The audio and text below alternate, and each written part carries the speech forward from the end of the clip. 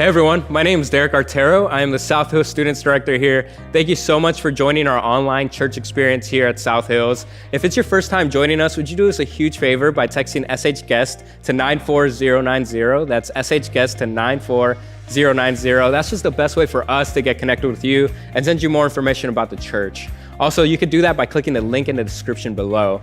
Also, if you need prayer for anything, you want somebody to call you up and just pray with you, feel free to text SHPRAY to 94090. That's SHPRAY to 94090.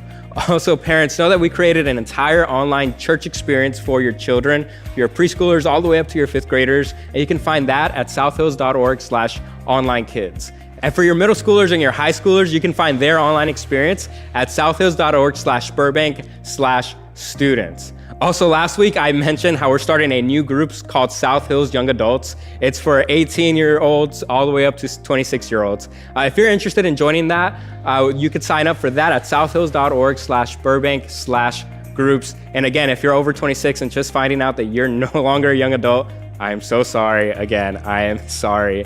Also, we're starting this whole new challenge thing where you get to participate for a prize. And so what you're gonna do is when Dave's up on the screen in just a moment, you take a selfie with him and your whole family, and the most creative selfie will get a prize. So just take a selfie, edit it, do whatever you want to it to make it look as creative or funny as possible. And then just post it on social media, tag us in it, and we're gonna choose a winner and announce it in a couple of days. But other than that, feel free to sit back, relax, and enjoy the rest of the service.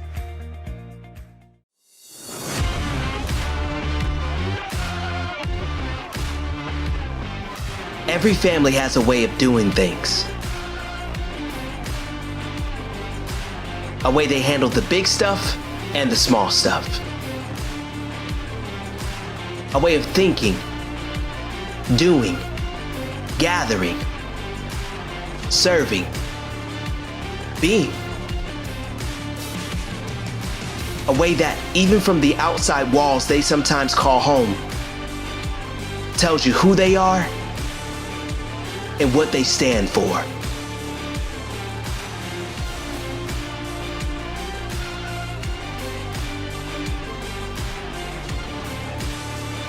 We are South Hills. We are family. This is us. Hey everybody, welcome to Church Online. My name is Dave Stewart. I am the campus pastor here for South Hills in Burbank. And however you're joining us today, whether it's online, on YouTube, on Facebook, if you're listening to the podcast, thank you for joining us. And we're gonna jump into our series, This Is Us, here in just a moment. But before we do, I just wanted to give you kind of the one big thing that I'm asking you to lean into. This is such a big deal for us as a church and as a community. And so as you may or may not know, if you've been around for a little while, you know this, but if you're newer to our church, you may not be fully aware. But when we founded this church about 6 years ago with a very simple idea that we were going to love and we were going to serve our city. That was really the heartbeat of the beginning of our church. We wanted to love and we wanted to serve in the best way that we could. We wanted, if one day our church ever was picked up and moved somewhere else, we wanted the city of Burbank to notice that we were gone. And so we just felt we wanted to love and serve as much as we could. And even though we've had to get more creative during this season, during these last 127, 28 days that we haven't been able to meet together, we've had to get really creative in the way that we love. And because of a lot of the current restrictions, we've had to find new ways to maneuver around what's going on. But we've never stopped being the church, and we've never stopped trying to find ways to love our community. And so here's what I want you to understand, and I apologize if I'm looking down. I just want to read some of this to you because I want to be very clear and I don't want to miss any of this. Early on, we started doing something called Loving the 818 or Love the 818. And we typically do 3 times a year, we do a Love the 818 week where we spend an entire week of extravagantly loving our city, and we go above and beyond in our generosity. We go a bit overboard, and the question that we love to get from people when we do Love the 818 weeks is, why are you doing this? I love that question because the only answer to that question is because we love you. It has nothing to do with us. It has nothing to do with marketing or some type of ploy as a church. It's simply because we believe in what Jesus taught us to do and what he asked us to do, and that was to go and love one another. And so that's what Love the 818 is all about. But instead of a week this time, we are going to have kind of a Love the 818 season. We're going to serve the vulnerable. And what we have found out and what the restrictions have allowed is that serving the vulnerable is actually an essential duty right now. And so we've found some avenues that we are able to continue to love others by serving the vulnerable during this difficult time. So here's what you need to know. From August 1st through August 15th, we will be providing you with in-person projects. We're going to provide at-home projects. And we're going to provide a humongous, massive food bag collection for an upcoming community food distribution event. Now, that event, that food distribution event, is where we are hoping to provide at least 500 family meals, 500 boxes, bags of food for families. It's going to be humongous. It's probably the biggest single thing we've done as a church, and we have the privilege of partnering with the city of Burbank to make this one happen. Now, we're going to be serving at our local schools. We're going to be serving at nonprofits and so many other ways in our local community. Now, because we can't share everything right now, and I can't go through all the detail, and I can't put a piece of paper in your hand like we normally would, I'm going to ask you to just simply go to our website, to check out our social media, to go onto any of our social media accounts, to look at our website, go to loveth818.com, and it'll have all the details and information for you to sign up for projects in whatever way you're comfortable signing up for projects. And here's the deal. We are going to continue to communicate a lot over the next couple of weeks on how you can get involved, on what kind of projects maybe we need a little bit more help on than we currently have, or when things fill up. We're going to share as much as we can with you, because normally we would do all this stuff in the room and out on the front lawn or in the community room. We're just simply not able to do it right now. So we are asking you to go to the website, loveth818.com, to find projects that work for you in your comfort zone during that time period. And would you just simply be praying? And would you go ahead and take this as an opportunity to invite other people that you know who love to do good but simply don't know where else to do it to join us in this week? This is not about South Hills Church. This is simply about loving people and serving the vulnerable, serving the hurting right now. And so if you'll help us with this, we can't wait for what God is going to do through this Love the 818 season and what we get the privilege to do as a church. So thanks for going to the website. Thank you for checking it out. But let's dive into week 2 of This Is Us. To start everything off, I just want to say, man, I so appreciate Pastor Chris being able to speak last week. It was a little bit of a different topic than necessarily what we had planned for week 1 of this series. But what Chris had to share and what Pastor Chris had was so good. It was so valuable for us. You know, are you a drainer or are you a filler? And man, what a great reminder for us as we go into just this season of the unknown, that we have the privilege to do the things that we can control. And the things that we can control is really our own attitudes, our own perspectives. We get to choose if we're going to be a drainer on the people around us or a filler. And what a great reminder of that with Pastor Chris. But today we're going to dive into week 2. We're going to jump into another value that we have here in this church. And if you ever want to know our values, they're on our website, or you can go through our Discover One class when we offer that again. And we go through all of these values. We talk about what it means to be South Hills Church. What are we all about, and who are we as a church, and what makes us tick? And so today we're going to jump into it. So if you will, grab a Bible, grab a notepad, get ready to write some things down, get ready to take pictures of the screen. As a matter of fact, I'm going to ask you just personally, would you take a picture just kind of like of your own setup right now, wherever you are? Take a picture of what you're having for breakfast, or you watching the service. Tag us in it. We love to see those things. I love to know that there's somebody on the other end of this camera that is paying attention and dialing into what we're doing. So take a picture, if you will, share it, post it, tag us. And that'd just be great. That's just for me. So that has nothing to do with anything. That's just for me personally. I like to know that you're watching. So I don't know about you. I'm sure we all have these things, but we all have had someone in our life that we didn't like very much, right? And we've all had people in our life that we haven't liked very much. And that person might be sitting next to you right now. And so don't elbow them or give them the look. But we've all had these kinds of people, right? And just be honest. We all do. Every single one of us has someone in our life, usually from our past, somebody that we've had difficulties with that we didn't care for very much. Now, sometimes what we tend to do, and maybe you did this, I know I've done this, I form some type of prejudice towards a person or an assumption about that person, and maybe I've never met them before. I know this has happened.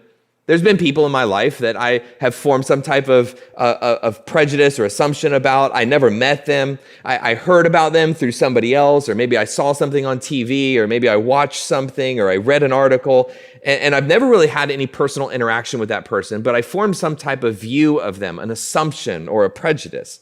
And we've all done this. And in your mind, in my mind, that person, they're the worst. They're just simply the worst person out there, right?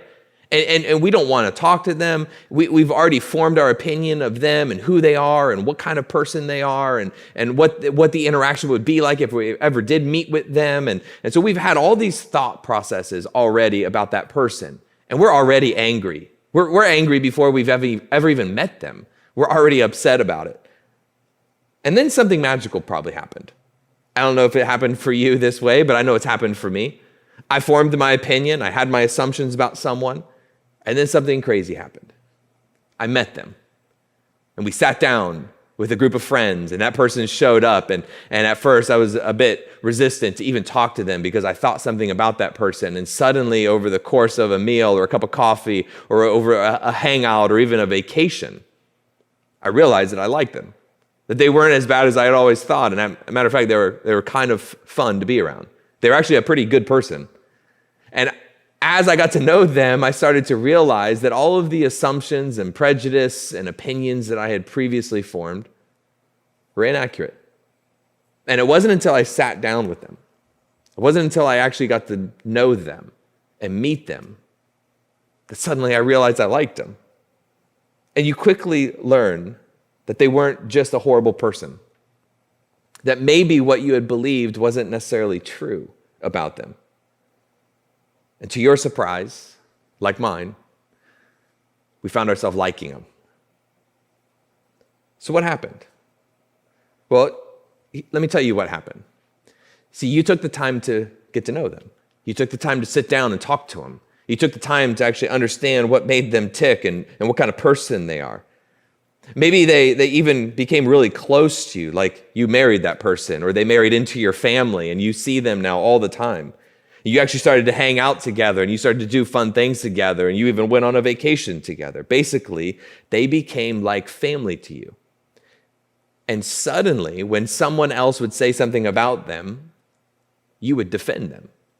At a point in your life in the past, you would have joined in with all the hatred and all the name calling. You would have jumped all over that person. But now you'll defend them. Why? Because they're like family. Because there's relationship there. Something shifted. Now, you probably already know this, but let me just remind you. See, we all treat people differently when they're family. We all do this. We all treat people differently when they become family, even if we don't like them and even if they annoy us. We still treat them differently when they're family. See, we have this natural, very biological instinct to favor family. Even if your family is somewhat estranged from one another, even if there's some wedges that have formed in between you and some siblings, or you and parents or grandparents or aunts and uncles or cousins, even if something has come along, you'll still typically, not in all situations, but typically, you'll still defend them because deep down they're blood, they're related, they're family. And it may not always be fair, but it's true. We tend to favor family over others. We defend family. We look out for family.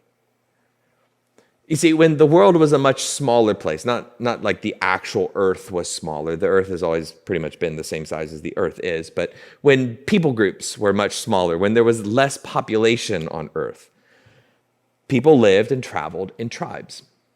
People lived and traveled in small groups, in family units. And Most tribes were really just like extended family. Everyone looked after one another, and everyone was everybody else's parent or grandparent or sibling. And descendants from the same ancestors, they would oftentimes share something in common. They would usually have a common language or even a common set of values or a belief system or a way of doing life. Even agreements over roles and responsibilities of the different people within the tribe. So they had something in common. They found natural ground to stand on together. And this was true for tribes all over the world, and it was especially true for God's people.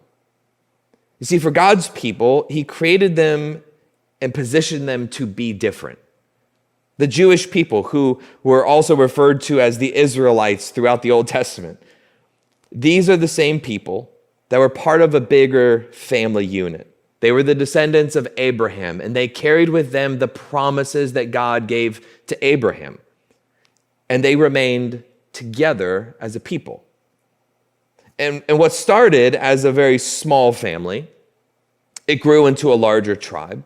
Eventually, it would grow into a nation, and ultimately, it would turn into a form of religion. And we actually talked through a lot of this stuff in our Discover One class. But by the time we get to the New Testament, here's where I want you to lean in. By the time we get to the New Testament, the Jews feel very clear about who's in the family, who's allowed to be part of the family or the tribe, and who's not. Who they should look out for, who they should look out for and protect and defend and serve, who they preferred to have around, who they would embrace, and who they shouldn't. They had already kind of formed in their mind the people that they believed they should look out for. And it's not because they were bad people. Their instinct was to favor family. The instinct of God's people, the Israelites, the Jews, was to favor their own families. Now, let's just be really clear. They knew better than that. See, they knew better than what they had started to believe and what they had started to position themselves as in the New Testament. Just like you and I know better, they knew better. And we know how we should treat people. You know how you should treat people. I know how I should treat people. But we don't always do it. We don't always treat people the way we know we should. Because sometimes prejudice gets in the way. Sometimes assumptions are made and opinions are formed, and it gets in the way of what we know is right. I mean, go all the way back. Go way back in the Old Testament to the book of Exodus, Genesis, Exodus, second book of the Old Testament. In Exodus chapter 23, God actually is giving the people. He's giving his people kind of a roadmap for what it's going to look like to be his people. And so in Genesis chapter 20, you kind of start with the giving of the Ten Commandments. And over the course of the next several chapters, you have God laying out really what it means to be his and how they were to live differently. He talked about specifically how to treat people. He talked about how to handle property disputes, how to handle cases of personal injury, how to be socially responsible. He even talked about how to deal with a call for justice. I mean, it's all right there. If you just take the time today, go sit down and read through Exodus 20, 21, 22, and 23. It's beautiful, actually, what God teaches his people to do and how to treat the world around them. But specifically in Exodus 23, verse 9, here's what God says to his people. You must not oppress foreigners. You know what it's like to be a foreigner. For you yourselves were once foreigners in the land of Egypt. God specifically is going to tell his people how to treat people who are not like them. How do you handle people that aren't like you, who don't believe like you, who don't think like you, who don't look like you, who don't act like you? God specifically tells his people how to treat foreigners. Don't oppress them. Because you were once like them. You were once the foreigner in the land of Egypt, and you know what it feels like. In other words, you know the right thing to do. So don't do the wrong thing, do the right thing. So the Israelites knew how to treat people. They knew exactly what God had told them. But we find the Jews in the New Testament handling foreigners very different. Matter of fact, it's the Jewish Christians who started to believe in Jesus who didn't understand how they were really supposed to treat other people. So if you will, take a moment and look at this passage with us. It's in the book of Ephesians in the New Testament. Ephesians chapter 2, it's a letter that the Apostle Paul is writing to the church in Ephesus. And in Ephesians chapter 2, verse 19 to 21, we're going to read this in the New Living Translation. Starts in verse 19 like this. So now you Gentiles are no longer strangers and foreigners. Sounds familiar? You are citizens along with all of God's holy people. You are members of God's family. Together we are his house, built on the foundation of the apostles and the prophets. And the cornerstone, the capstone, the foundation stone that holds it all together is Jesus Christ himself.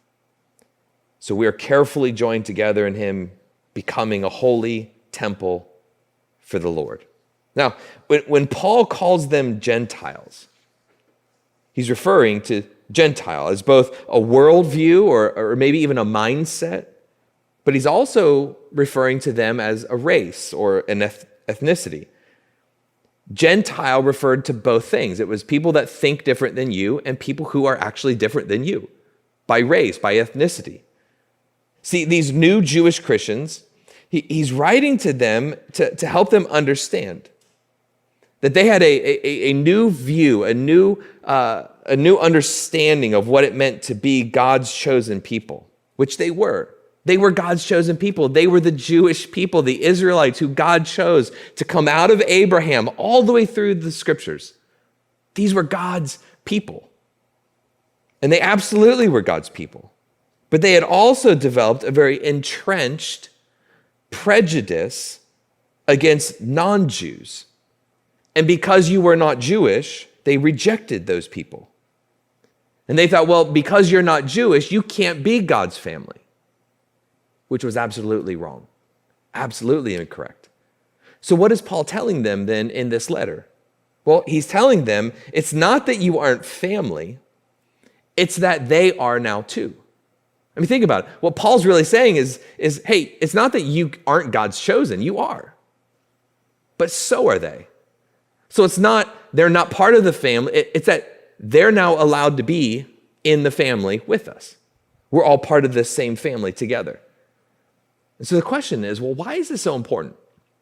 Why is this such an important distinction for Paul to express to these Jewish Christians? Well, it's because we treat people differently when they're family. When people are family and we view them as family, we give them more grace. We give them more understanding. We bite our tongue when necessary. We forgive quicker. And even in times of disagreement, we still love them. We still care for them because they're family. But who gets to decide that? Who gets to decide who's family? Well, spoiler alert, it's not you. And it's not me. And it's not your favorite podcaster. It's not your childhood hero. It's God. God does. God chooses who's part of his family. Now, the disciple whom Jesus loved, also referred to as John, understood this. And he wrote it in two different letters back to us. In John chapter 1, verse 12, in the ESV translation, it says it this way: "But to all who did receive him, who believed in his name, he gave the right to become children of God." Did you catch that? God gave them the right to become his children. In other words, God invited them into his family when they received him.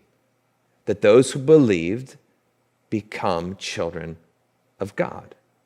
It's not because it was your decision or my decision, it was God's decision.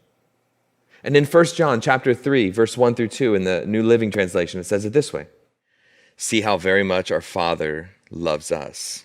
For he calls us his children, and that is what we are. But the people who belong to this world don't recognize that we are God's children because they don't know him." Verse 2, dear friends, we are already God's children. You see, God is our Father, and we are God's children. It means that we're part of the same family together. So I think someone just needs to pause for a moment and hear this. Somebody listening, somebody watching, you need to take a moment and you need to sit in this thought.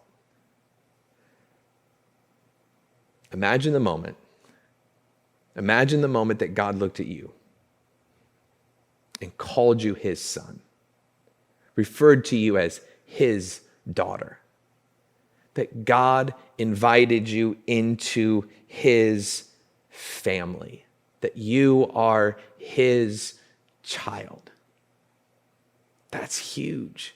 That's such a huge thought. And some of us struggle to understand who we really are and what we're really all about. Can I just tell you what defines you? It's not what you think. It's not what somebody else has said about you. What defines you is who God's already claimed you to be. And that's his. That's his child. So the family of God isn't just our tribe. It's not just the people that talk like us or look like us or act like us, believe like us. They operate or organize themselves like us. Matter of fact, that all sounds a lot like a cult. The family of God isn't just our tribe. It's anyone the Father chooses to include. It's anyone the Father chooses to invite in, which happens to be all people, everywhere. See, God opens that door up to all the people around us are welcome. All the people around us are invited in. So when we refuse to talk to, when we refuse to sit down and listen to, when we refuse to sit and just be around people that aren't like us, who don't think like us, who don't talk like us, who don't act like us, who don't operate in the same place of inclusion like us, or who maybe aren't as healthy as us, we're missing the whole idea of love one another. We're missing it. We're missing the point of what God called you and I to do. He calls us to be a church, a people that recognize that family is all around us. And he asks us to bring them in, to start treating them like family, to start loving them like family. See, in other words, the family of God is not what you think it should be. It is what it is. See, you and I don't get to define God's family. He already did that. So it is what it is. God's family is exactly what God intended his family to be. See, it's a lot like your family. You're related to people who don't always believe or behave the way you want them to, but they're family. You're related to some people that maybe don't look anything like you. They're family. You probably have somebody in your family right now that you could think of that you wish wasn't even part of your family. But they are. And you love them like family. See, you're bound together. And you can't simply undo that because you're family. Now, the Apostle Paul goes as far as to insist that the church shouldn't divide, shouldn't reject, shouldn't condescend certain types of people for any reason. He gives absolutely no exceptions to that thought. So if you have a Bible, look at Galatians chapter 3, verse 28 and 29. Matter of fact, back it up a little bit to verse 26. It says, "You have all become true children of God by the faith of Jesus, the Anointed One.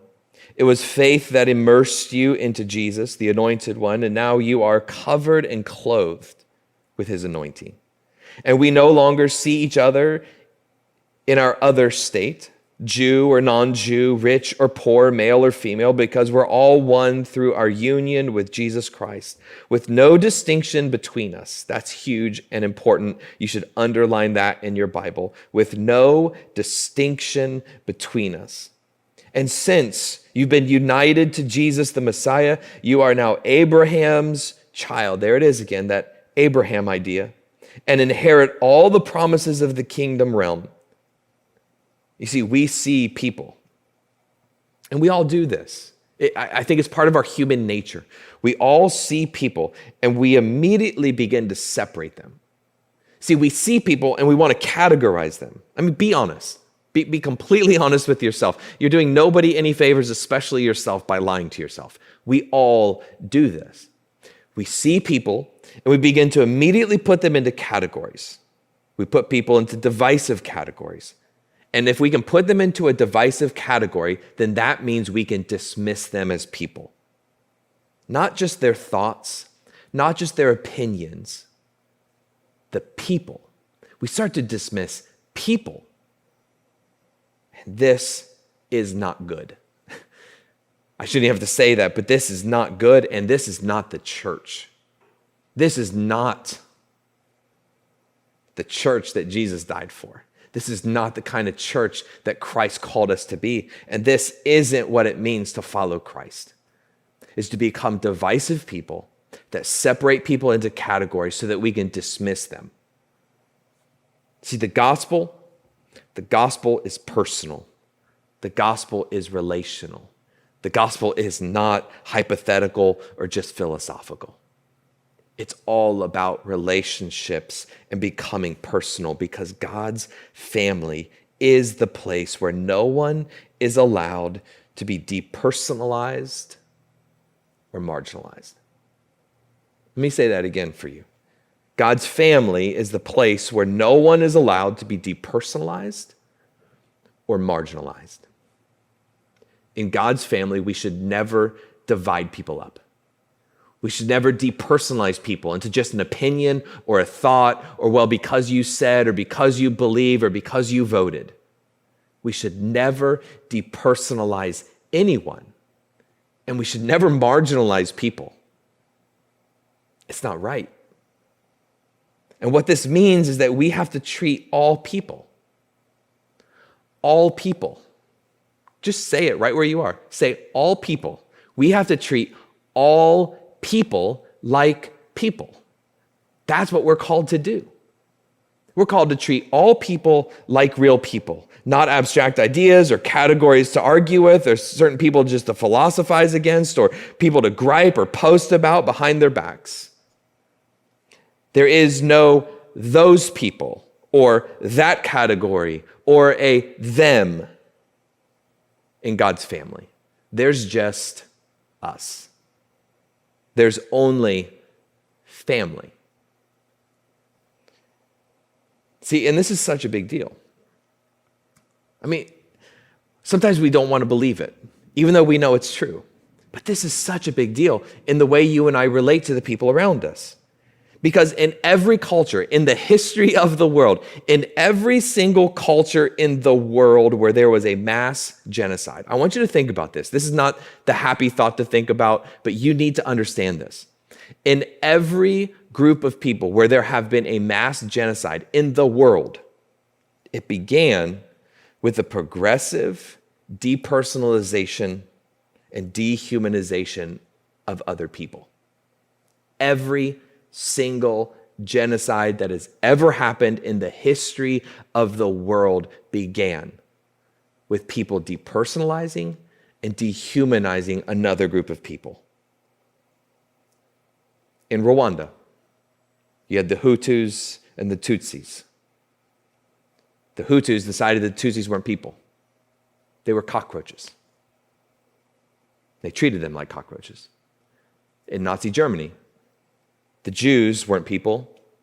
They were referred to as rats. And what do you do to rats and cockroaches? You exterminate them. And you could go through the list of our terrible world history and find every genocide that groups of people were dehumanized and depersonalized. And this should never be the case. It's looking at somebody and saying, well, you're not my people. Well, you're not part of my family. You're not allowed in here. See, and we have to be careful. We have to be so careful, and please hear me.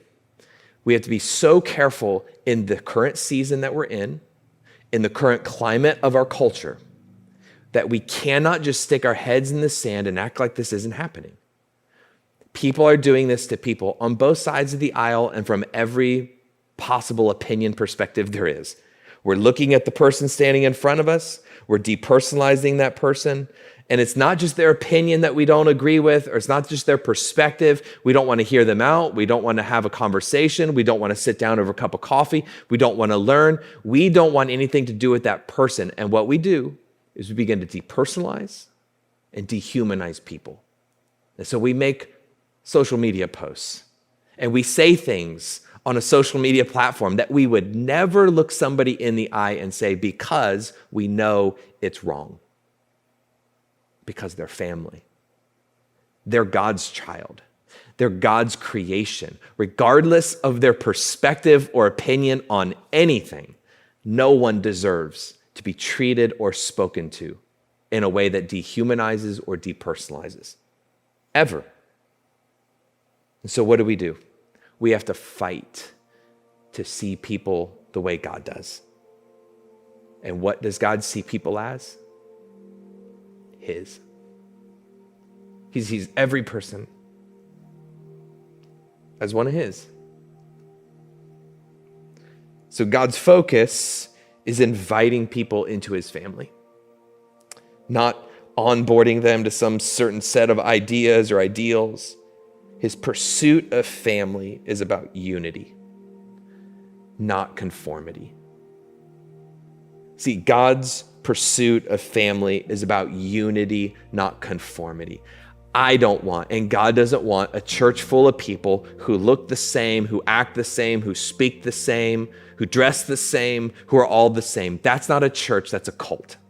And we don't want that. Our church should be diverse. Our church should be full of people who are different. And we should learn how to give grace to one another, as well as the people outside of our church. And so what does God want us to understand today? That following Jesus is first and foremost about opening that is what we are called to be. Our people with our arms spread out wide, welcoming people to the family of God. Now, in this season, we're not allowed to touch or hug, so you can't physically put your arms back around them, but you can stand with your arms as wide as you want. And so we have, and we've been, and we will always be a church devoted to this idea. It's why our second value here at South Hills Church is we want our church family to reflect the diversity of humanity. We want our church family to reflect the diversity of humanity. Meaning, we believe God wants you to go out of your way to treat those people that are different from you, who think different, who act different, who are different from you as part of the family too. Our job is to bring people into the family, is to love them into the family, is to extend grace to them like we would family. And so what does this look like practically speaking? Let me give you 3 things before we close. Practically speaking, there's some action steps that you and I could take. If you're thinking, wow, you know what, I need to do this, I need to do a better job at this. I know I do personally. I'm sure some of you do too. We need to do better at this. So how do we do it? Number 1, we pray for those who are different from us, especially those who disagree with us. Pray for them by name. Think of the person that you disagree with the most, the person who is the most not like you, and begin praying for them. Number 2, give to things that are doing good, that don't directly benefit you. Do things that support something that is doing good for someone else, and it has no direct benefit or effect back on your life. And number 3, spend quality time finding common ground with those not like you. And I would encourage you in this season of being distant from other people and having to express, social distancing and all of that stuff, it's hard. But find a way to spend some quality time with someone else and find common ground with people that are nothing like you. So let me ask you to respond in whatever way you need to respond today. I don't know what it looks like for you, but maybe you felt that pull. Maybe you've been feeling this draw back into a relationship with Jesus or into a relationship with Jesus for the very first time in your life. You've tried all these things in your life to figure it all out, to do life, and what you've noticed is that you don't know what you're doing. That life has not treated you well, and you really are kind of at the end of your rope right now. I'm asking you to give Jesus a chance. And so, whatever way you choose to do that, you can click on a link below in the description. You can text us, I said yes, to 94090. Whatever you want to do, if you want to say yes to Jesus, go all in with Jesus. Invite Jesus into your life. I'm asking you to take the time today to do it. Don't wait for something else, just do it today. Or maybe you find yourself having these thoughts about people or saying things about people that you realize today that you shouldn't be doing. There's things you've been posting that you should go back and you should start deleting. Well, I just want to express my opinion. Really? Is your opinion that important that it's going to alienate a whole group of people, or it's going to push somebody away from the family of God? I don't think so. So maybe there's some things you and I need to start doing differently to love the people around us and not lose our influence with those who are looking for a place to belong. So maybe we need to stop. Maybe we need to take a break from some social media. Maybe we need to think about the things that we're doing. Maybe we need to pray about the things that we're doing and ask God for the strength in this area. And if that's been you, if you've been the type of person that's been just blasting people left and right, maybe you need to ask for forgiveness in this area of your life. Maybe you need to ask for forgiveness and ask God to give you the strength to change. Because as a church, we should never do anything that's going to push someone out of our door. We can speak truth, but we can speak truth in love. It's grace and it's truth. So respond in whatever way you need to. But in just a second, we're going to sing one last song together. And as we do this, I want to encourage you to just worship where you are. In whatever way you can. Maybe it means putting your phone away. Maybe it means just removing some distractions. Whether you're sitting in your home or you're in your car, or maybe you're listening on a treadmill, put the distraction away and allow yourself to be put in a place where you can just connect with God's heart. So as we sing this, would you worship together? Maybe you need to sing out loud in your home. I don't know what you need to do, but whatever you need to do after we pray, I encourage you to worship with us. So Jesus, thank you. I pray that today we would understand this idea of family and what we are all part of and called to be. So God, would you help us all to love the people in a way that they deserve to be loved? About the hearts of others than simply being right or expressing whatever opinion we feel like we need to. I pray that the Holy Spirit would comfort and encourage life. Would you give us the strength and the boldness to confess that we need your help in, because we need your grace daily to remind us of who we are and whose we are. And today, for those that are saying yes to you for the first time or coming back to you for the second, third, or 10th time, maybe those that are still wrestling with that decision, I pray that you would help them to see you and experience your grace and forgiveness. Help them to take that next step today in their journey with you. But Jesus, give us the strength to create a place in our church where all people are family and they are loved. Help us to reflect the diversity of our community in all areas. And for those who don't feel like they can connect, would you speak to their hearts today and remind them that this family needs them. This family needs their voice. This family needs their experiences to help us become a better family. And so it's in your name we can pray it.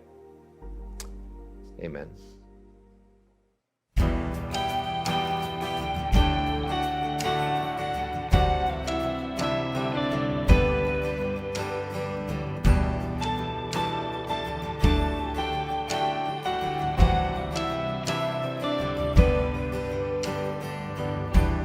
Before I spoke a word, you were singing over me. You have been so, so good to me. Before I took a breath, you breathed your life in me. You have been so, so kind to me. Oh, the overwhelming, never-ending, reckless love of God. Oh, it chases me down, fights till I'm found, leaves at 99.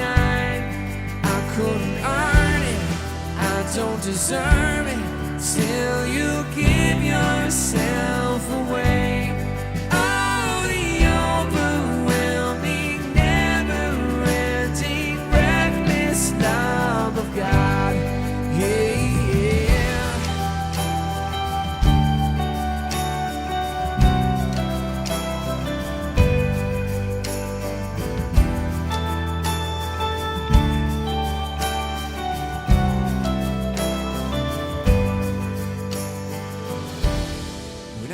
your phone, steal your love for me. You have been so, so good to me. When I felt no worth, you paid it all for me. You have been so, so kind to me.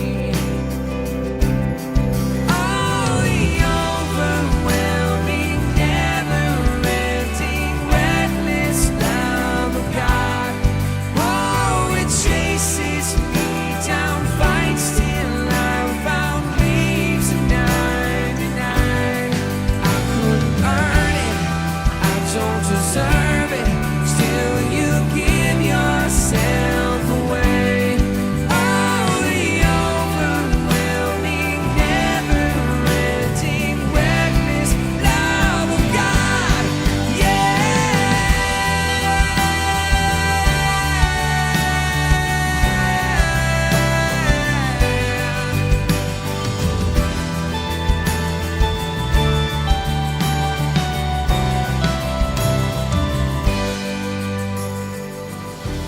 No shadow you won't light up, mountain you won't climb up, coming after me.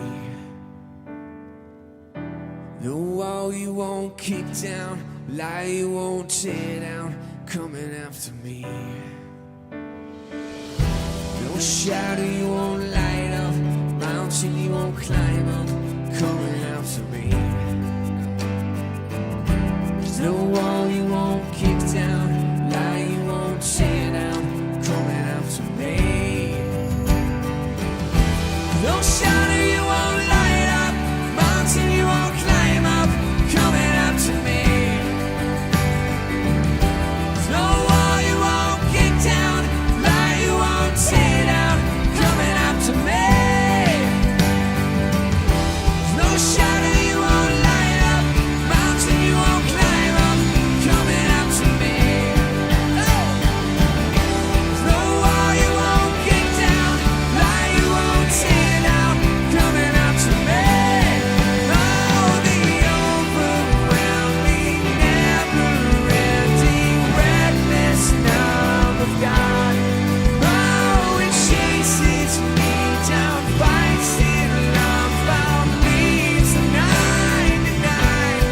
I couldn't earn it, I don't deserve it, still you give yourself away. Oh, the overwhelming, never-ending, reckless love of God.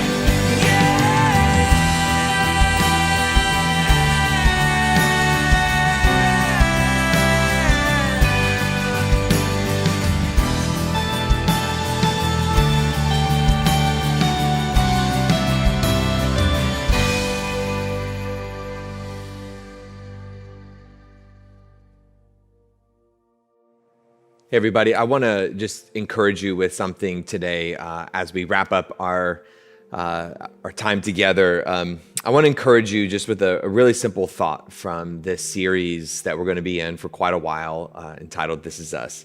There's a passage in the book of Romans, chapter 8, verse 16, and the first part of verse 17 that comes out of the Passion Translation. So it's a different translation than normal, but it says this in verse 16. For the Holy Spirit makes God's fatherhood real to us as he whispers into our innermost being, you are God's beloved child. And since we are his true children, we qualify to share all his treasures, for indeed we are heirs of God himself. Now, there's a lot of information in just that short passage. There's a lot of depth that we could go into, but we're not going to go into that right now. What I want to do is just encourage you. When we have these moments of giving, financially giving, tithing, giving in an offering, giving towards beyond our walls, we have a church that is incredibly generous. And so I never take that for granted. And I appreciate all of you who are capable of giving and able to still give, and your faithfulness really is what has kept our church where we are right now. And so I can't thank you enough.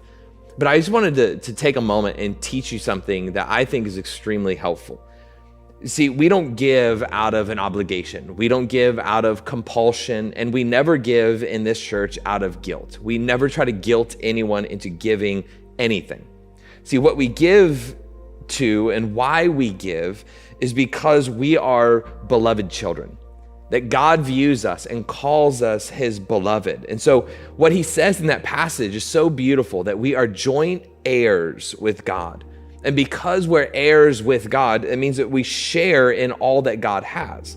And so we're a blessed people. I don't think anybody in this place, I don't think anybody listening or watching this, no matter what your current situation is with your job or a furlough or you've been laid off or whatever it is, no matter where you are, you're blessed.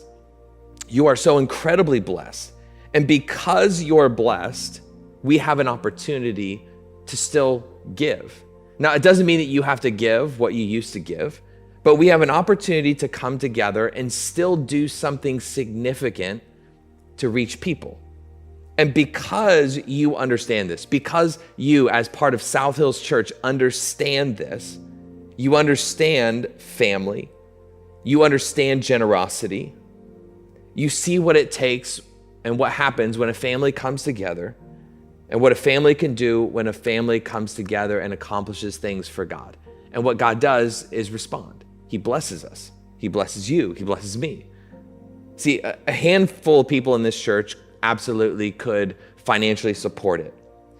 But there's something about more than just a few. You see, when just a few people financially support the church and they make everything happen and it's just a handful of people, that's when churches get really political. And we've never been that type of church. Because our church, as big as we are and as wide as we are, the people of our church understand the importance that we all have a part to play, no matter what that part is, and no matter how big your part is or how small your part is. When we all do our part, it all comes together. And when it comes together, God does incredible things with it. So, however you choose to give today, however you choose to play your role and do your part, I just personally wanted to say thank you. I want you to hear it, not just words from a pastor. I want you to hear it from my heart. I so appreciate what you do, because I understand how difficult it is for some of us right now to keep being faithful to the way we give, to keep tithing, to keep giving in an offering, to keep giving towards beyond our walls, to keep being generous. I get it. I understand how challenging it can be for many of us. But thank you. And it's because of you. See, it's because of you and the things that you do and the way that you give, it's helping us to practically still love our community, to reach people who are far from God, and to help people see all that God still has in store for their life. See, we're still helping the hurting. We're still serving the broken. We're still finding the lost. We're still taking care of the vulnerable. We've fed the homeless this week. We've clothed the naked. We're serving those who are in need because of you. And I can't say it enough. It's because of you that we are able to be the church to our community. So I just want you to be able to appreciate that. I want you to feel a sense of pride because of the way that you give and because of your generosity, all the things that we're doing as a church. I look around the room that I'm sitting in right now, and we've got furniture and we've got supplies. We have baby supplies and we have remodel stuff and we have food and we have backpacks and we have all this stuff going on in this room because of your generosity and your willingness to continue to be part of a family and to just simply do your part. So thank you for all of that. Thank you for giving today in whatever capacity you are able to. Thank you. And I think this, and this is just my thought, I think you're impacting lives in our local community. And I think heaven is going to be more crowded because of you. And I think you should be excited about that. So thank you for giving. God bless you. I cannot wait to see you next week as we continue our series, This Is Us.